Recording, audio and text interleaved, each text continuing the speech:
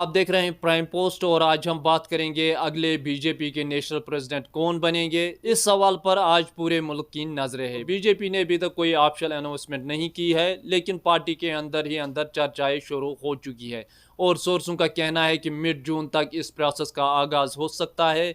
BJP के अगले national president कौन होंगे, इस फैसले में तीन चीजों का बहुत ही गहरा असर होगा। एक तो ऑर्गेनाइजेशन एक्सपीरियंस, दूसरा रीजनल रिप्रेजेंटेशन और तीसरा जो है कास्ट बैलेंस को भी मद्देनजर रखा जाएगा।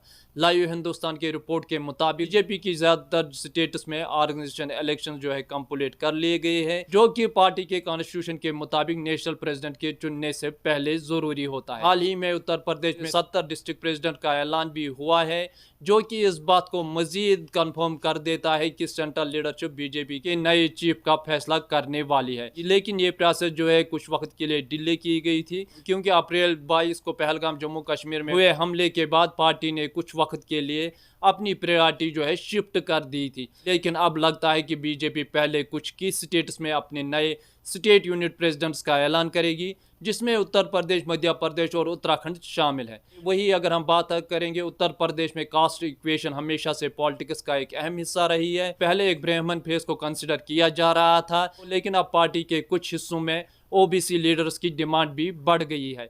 ये तब्दीली बीजेपी के ओबीसी सपोर्टर्स बेस को कंसोलिडेट करने की स्ट्रेटजी का हिस्सा भी हो सकती है, खासकर अगर बीजेपी के एक रिसेंट रिजल्ट को देखा जाए। मध्य प्रदेश में भी ओबीसी चीफ मिनिस्टर और ब्राह्मण स्टेट प्रेसिडेंट का कॉम्बिनेशन है, जो काफी सक्सेसफुल रहा है।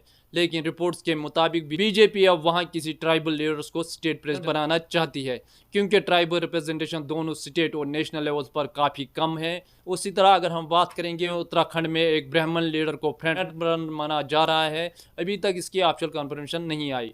जब तक स्टेट लेवल चेंज फाइनल हो रही है, बीजेपी के अंदर तीन ऐसे नाम हैं जो नेशनल प्रेसिडेंट की रेस में सबसे आगे है।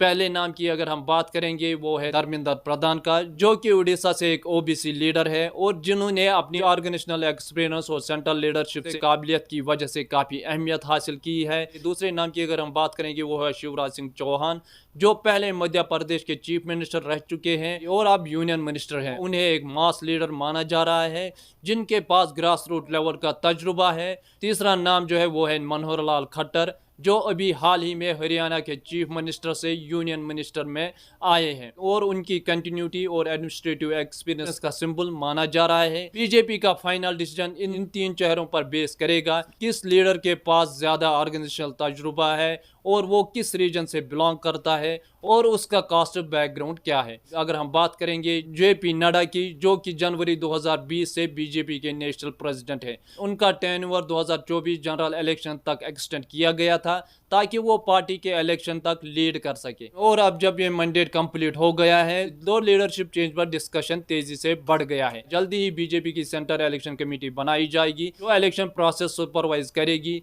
जिसमें नॉमिनेशन फाइलिंग, सिक्योरिटी और जरूरत पड़ने पर वोटिंग भी शामिल होगी। अब तक ये कंफर्म नहीं हुआ है कि जेपी नड्डा दोबारा फुल टर्म के लिए खुद को प्रोजेक्ट करेंगे या पार्टी किसी नए चेहरे को सामने लाएगी। अपोजिशन पार्टी जिसमें कांग्रेस और आम आदमी पार्टी इस डेवलपमेंट को बहुत ही क्लोज वॉच कर रही है, क्योंकि अगला बीजेपी का प्रेसिडेंट वो शख्स होगा जो 2026 के स्टेट इलेक्शंस और 2029 के लोकसभा इलेक्शंस के लिए इलेक्टोरल नैरेटिव तय करेगा।